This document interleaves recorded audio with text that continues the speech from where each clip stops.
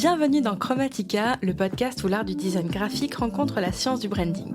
Je suis Madeline, graphiste freelance, et je serai ton guide dans ce voyage au cœur de la création visuelle. Chaque vendredi, nous plongeons dans les nuances infinies des couleurs et formes qui racontent des histoires, mais également des identités visuelles mémorables qui définissent des marques.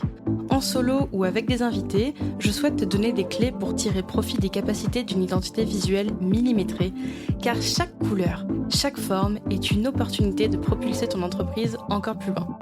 Alors attache ta ceinture arc-en-ciel, nous embarquons pour une aventure palpitante. Je te souhaite une bonne écoute. C'est une question qui revient très souvent. À quel moment doit-on faire appel à un graphiste ? Cette interrogation, centrale pour la réussite de tout projet, s'inscrit dans une réflexion beaucoup plus vaste sur la construction de son identité visuelle. Doit-on plonger sans réserve dans cet univers dès le départ, avant même de définir clairement la nature de ce que l'on souhaite vendre ? Ou bien est-il plus judicieux d'attendre et d'avoir des bases solides ? Peut-on se risquer à expérimenter par soi-même ? Ou cela représente-t-il un risque pour la crédibilité de son projet ? Autant de questions auxquelles je vais tenter de répondre aujourd'hui pour dissiper tout doute ou malentendu avec ce que l'on peut lire ou entendre sur Internet. La base, avant même de penser à contacter un prestataire de services en graphisme ou une agence, c'est bien de savoir à qui l'on s'adresse. Et je parle de graphisme, mais ce conseil est valable pour n'importe quel corps de métier qui entrerait dans la valse du branding.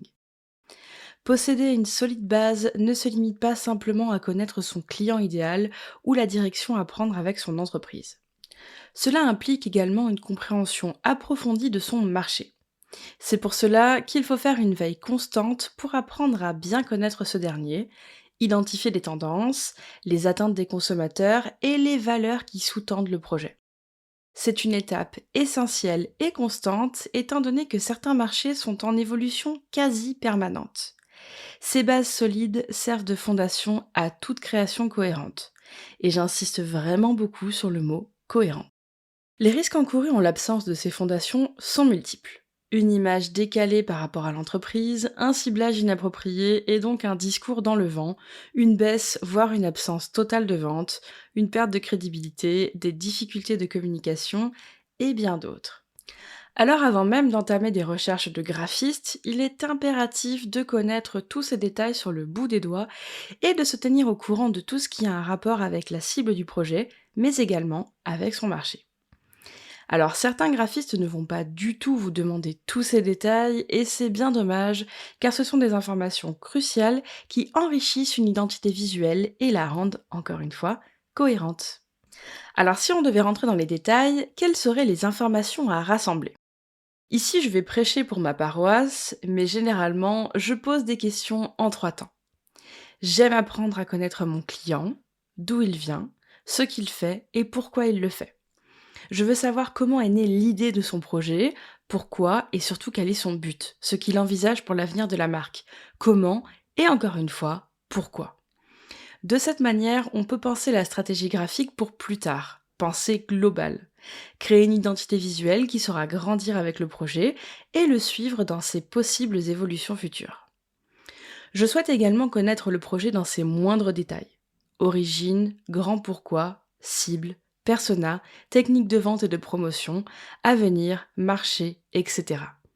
C'est important de connaître ces réponses car cela permet de s'immerger totalement dans le projet et d'approfondir sa compréhension.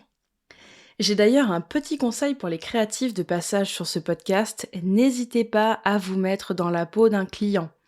La compréhension du projet n'en sera que meilleure et c'est tellement plus simple de créer quelque chose qu'on aimerait voir et qui nous parlerait.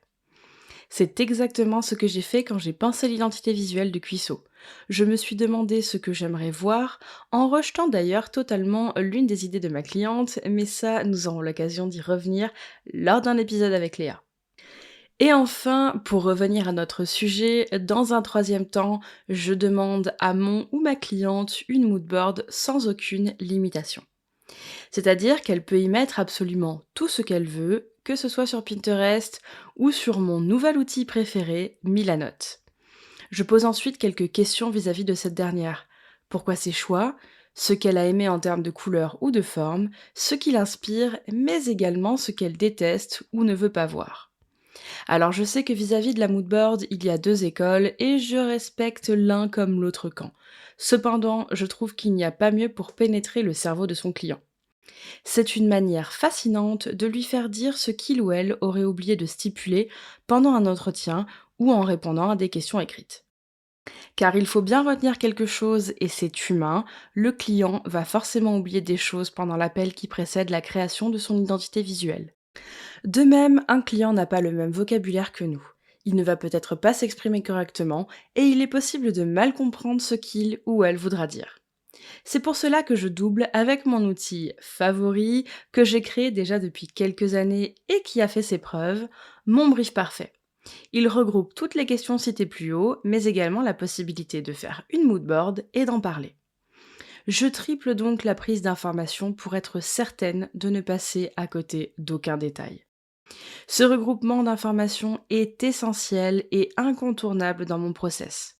Le brief doit être considéré comme le document fondateur d'une collaboration précise qui ne laissera aucune place au doute ou au hors-sujet.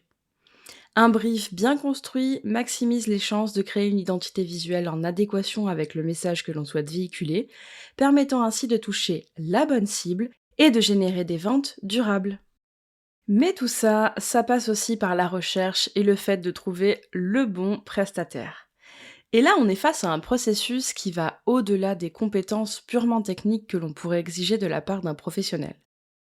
Il s'agit de trouver quelqu'un qui partage la vision du projet et qui peut apporter une réelle valeur ajoutée grâce à sa créativité, mais également à ses propres convictions et valeurs.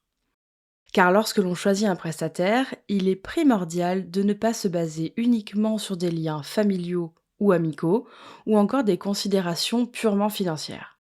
La première chose à savoir, c'est que l'on ne choisit pas une personne au hasard ou simplement car on a vu un petit truc qu'on aimait bien dans son travail.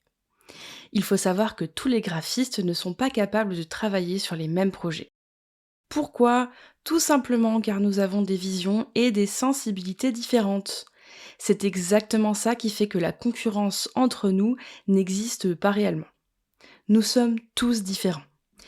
Et de la même manière que l'on va choisir son tatoueur en fonction du style que l'on souhaite et de l'expérience de ce dernier, on va choisir son graphiste en prenant en compte plusieurs critères. La première chose à regarder, c'est donc son book. Est-ce que ses réalisations et le type de projet qu'il ou elle prend peut s'inscrire dans la veine du projet pour lequel on cherche un prestataire? Par exemple, moi-même, j'ai une affinité avec les projets qui s'inscrivent dans une démarche écologique et toujours avec beaucoup de couleurs et de good vibes. Ce sont des projets qui me ressemblent et que je comprends vraiment. J'attire donc des personnes avec des projets qui rentrent dans ces catégories, puisque c'est ce que je montre dans mon book.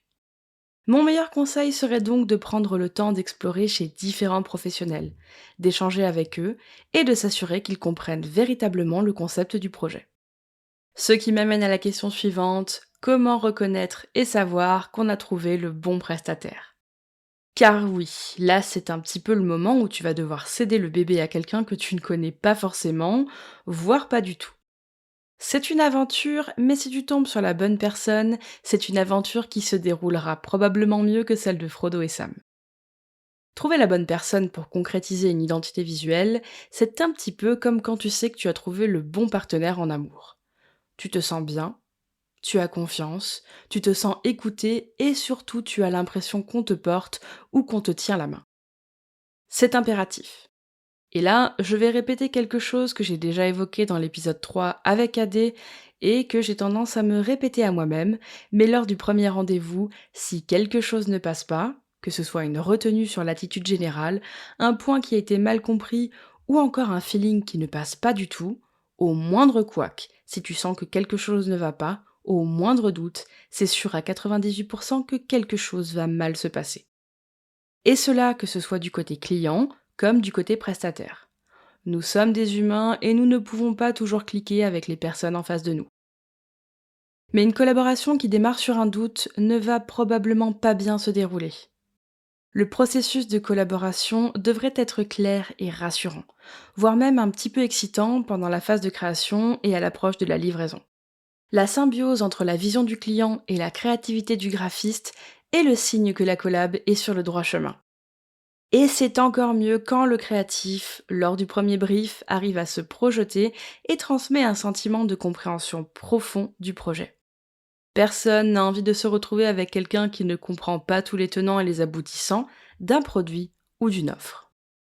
Il y a un autre point important que j'aimerais maintenant aborder, la question de la temporalité. Et dans plusieurs mesures d'ailleurs. À quel moment contacter le graphiste si on a une deadline précise et combien de temps prévoir pour la réalisation de la prestation?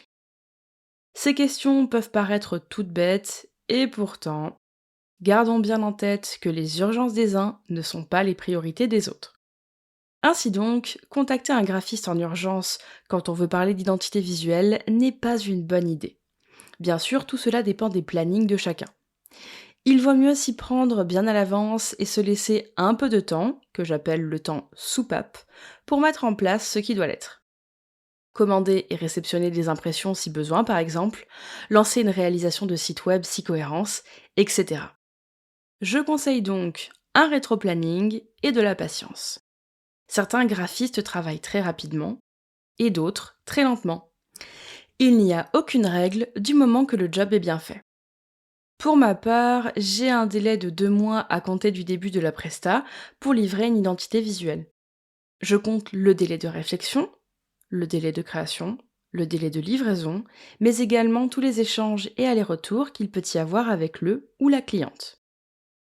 Il est important de garder à l'esprit que l'on part généralement de zéro et que le one-shot n'est pas toujours une option. Certains projets demandent plus de réflexion, tandis que d'autres seront pliés très rapidement. Il est donc primordial de bien anticiper tout ça avant de contacter quelqu'un. Et si on est dans une phase de rebranding de sa marque, c'est absolument pareil. On ne lance pas une consultation graphique et une prestation pour dans 2 semaines. Il est important d'anticiper un peu tous les couacs qui peuvent subvenir de manière aléatoire. C'est un petit peu finalement comme quand on doit prendre un avion, on part en avance et on anticipe bien qu'il peut y avoir des bouchons, une grève ou que sais-je encore. Encore une fois, je vais parler pour moi, mais généralement j'aime bien demander à mes clients d'être très réactifs. De ce fait, cela limite la prolongation du projet dans le temps. L'objectif, c'est bien sûr de limiter le stress et la pression pour tout le monde. Et enfin, pour terminer, nous allons aborder le sujet qui fâche un petit peu tout le monde alors qu'il ne devrait pas être source de doute ou de conflit, voire même de discussion. Le sujet du tarif.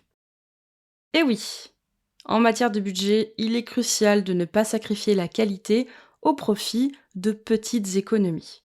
C'est un choix stupide qui mène bien souvent à l'obtention d'un design complètement éclaté au sol, qui ne ressemble à rien et qui dessert totalement le projet.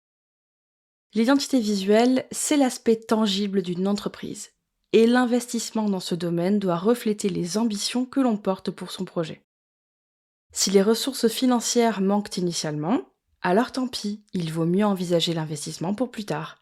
Ça ne sert strictement à rien de porter son choix sur un créatif et de se rétracter au moment de l'obtention du devis, car ce dernier est trop cher, et d'ensuite aller voir la concurrence, parfois moins cher, si c'est pour obtenir quelque chose qui ne répond pas aux attentes initiales. Alors, je ne dis pas qu'on n'a pas le droit de refuser un devis, non, non, bien au contraire, on a le droit de le refuser si on risque de se mettre dans la panade avec le budget. Ce n'est pas grave, mais dans ces cas-là, il vaut mieux attendre un peu plus tard. Alors certes, certains créatifs dépassent un peu les bornes avec leurs tarifs, tandis que d'autres tirent carrément les leurs vers le bas. Et ça d'ailleurs, ça s'appelle de la concurrence déloyale, mes chers petits loups. Alors comment savoir quel est le bon tarif? Tout simplement en regardant le travail déjà effectué, la clientèle déjà contentée et l'expérience du dit graphiste. Si le tarif est en cohérence avec le travail présenté, l'expérience et le discours de la personne contactée, alors il n'y a presque jamais aucune objection. Finalement, c'est un petit peu comme quand tu vas aller dans un magasin pour acheter un article, tu vas faire le tour de l'article, regarder la qualité, les capacités, etc. Et tu vas décider si le prix pour ce que tu as entre les mains est juste ou pas. Pour un créatif, c'est pareil, il faut regarder tout un tas de petites choses. Et honnêtement, aujourd'hui, il n'est pas compliqué de faire la différence entre une personne qui sait de quoi elle parle et quelqu'un qui aimerait bien le savoir. Alors si on récapitule, le bon moment pour contacter un graphiste, c'est le moment où tu sais exactement où tu veux aller avec ton projet, à qui tu veux t'adresser, ce que tu veux vendre, comment, etc. Et si tu as déjà ton projet depuis un bon moment avec une identité visuelle mais que tu veux rebrander, c'est pareil. Demande-toi pourquoi tu veux rebrander, quelle direction tu veux prendre, etc. Pour terminer, tous ces conseils visent à faciliter la recherche du bon prestataire pour un projet au bon moment. Il est important de se rappeler que le choix ne doit pas se faire au hasard, mais plutôt en fonction des compétences, du portfolio, des réalisations passées et du ressenti lors des échanges avec le professionnel. L'étape cruciale de l'identité visuelle doit être exécutée avec soin pour que le client puisse se connecter pleinement à son projet, lui offrant ainsi toutes les chances de le défendre avec fierté. Alors on n'oublie pas que la qualité d'une identité visuelle est un investissement rentable pour la pérennité d'une entreprise. Si c'est le moment pour toi de contacter un graphiste et que tu souhaites travailler avec moi, tu peux me contacter en cliquant sur les liens qui sont sous cet épisode. N'oublie pas, il y a un petit peu de délai, alors envoie-moi un message pour savoir quand est-ce que je peux prendre ton projet et surtout pour discuter avec moi pour savoir si je suis la bonne personne pour travailler sur ce dernier. Tu peux également t'inscrire à la newsletter pour être tenu au courant du moment où le brief parfait sera enfin de retour sur la boutique de Mado Studio.